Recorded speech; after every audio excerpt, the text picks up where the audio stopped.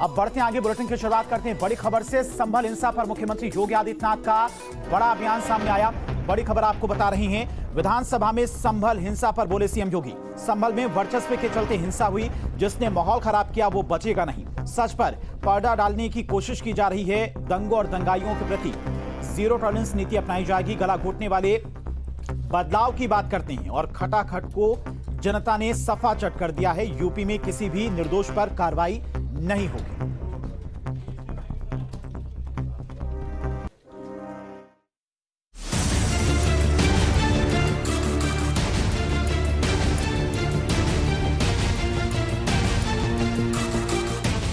ऐसा लगने लगा है जैसे संभल की गलियों ने सियासत का रास्ता याद कर लिया है।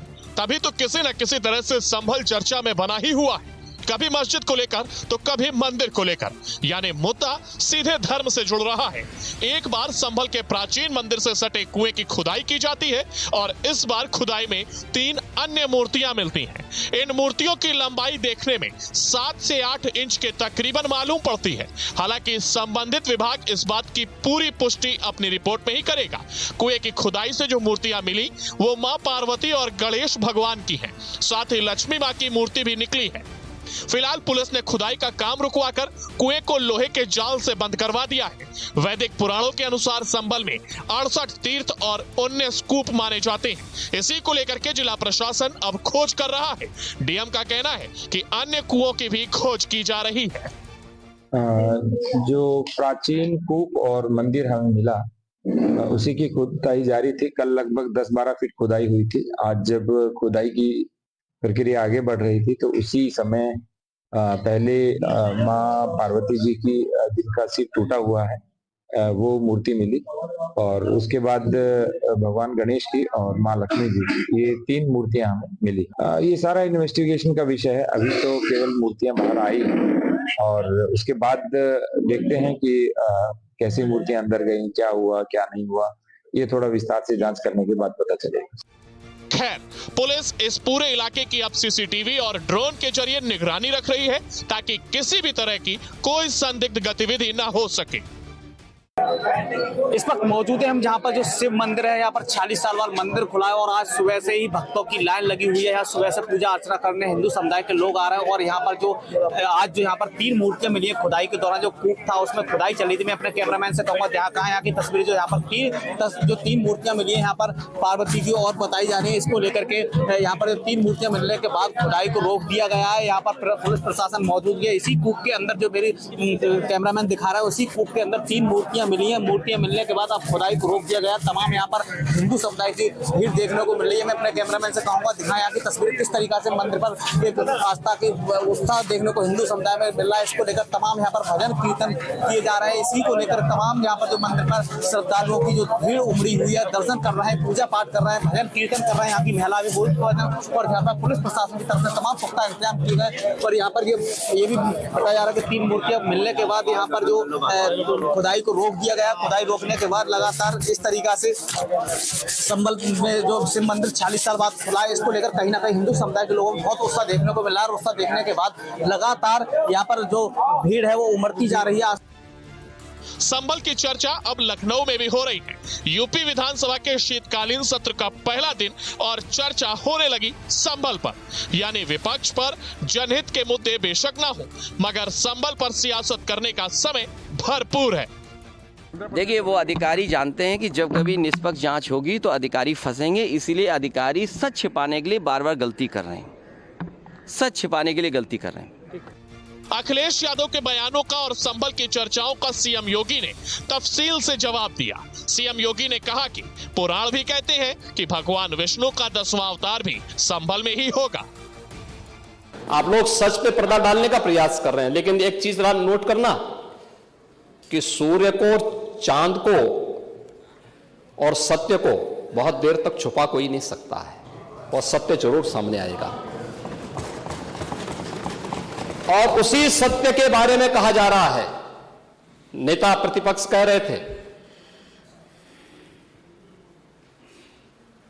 कि वहां की स्थिति ऐसी है कि अगर मंदिर आ भी जाएगा, मंदिर बन जाएगा। मैं कहता हूं, ये तो बाबरनामा भी कहता है कि हर मंदिर को तोड़ करके एक ढांचा खड़ा किया गया। आप तो एक श्रेष्ठ ब्राह्मण कुल में आपने जन्म लिया है, आप तो भारत के पुराणों की परंपरा पर विश्वास करते हैं। हमारा पुराण भी इस बात को कहता है कि भगवान विष्णु, श्री हरि विष्णु का 10वां अवतार संभल में ही होगा। सीएम योगी ने कहा 1947 से अब तक 209 हिंदुओं की निर्मम हत्या कर दी गई। किसी निर्दोष हिंदू के लिए कोई शब्द क्यों नहीं निकले? 184 हिंदुओं को हत्या हुई थी, हिंदुओं की हत्या हुई थी और जलाया भी गया था। ये लगातार इस सिलसिला चलता रहा। 1947 से लेकर के अब तक 209 हिंदुओं की निर्मम हत्या वहां हुई है संभल के अंदर, 209 हिंदुओं की। और एक भी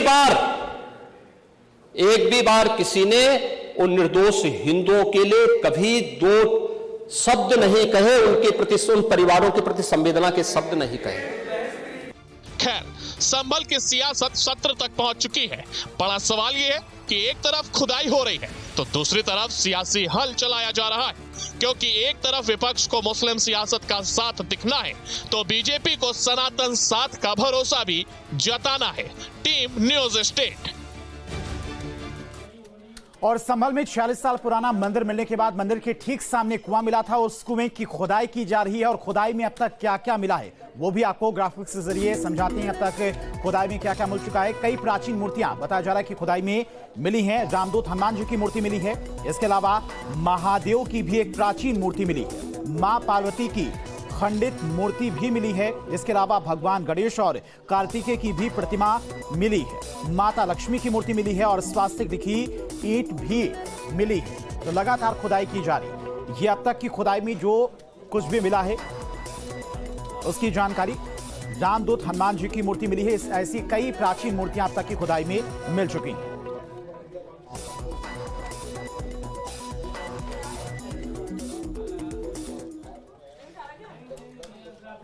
और विधानसभा के शीतकालीन सत्र का आगाज हो चुका है। आज समाजवादी पार्टी के वरिष्ठ नेता शिवपाल यादव ने सरकार पर निशाना साधा है तो वहीं बीजेपी के प्रदेश अध्यक्ष भूपेंद्र चौधरी ने भी पलटवार किया। क्या कुछ कहा सुनाते हैं।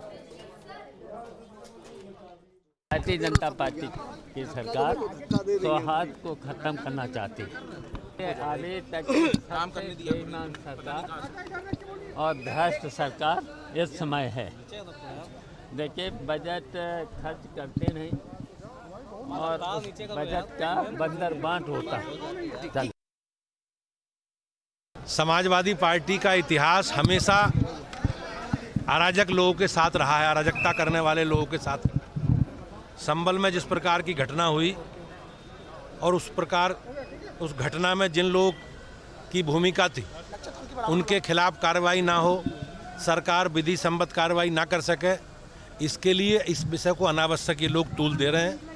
आपने देखा होगा जिस प्रकार से संभल में एक मंदिर पर किस प्रकार से अवैध कब्जा किया और उस अवैध कब्जे के खिलाफ और उन दोषियों के खिलाफ कार्रवाई ना हो, ये समाजवादी पार्टी का एजेंडा है।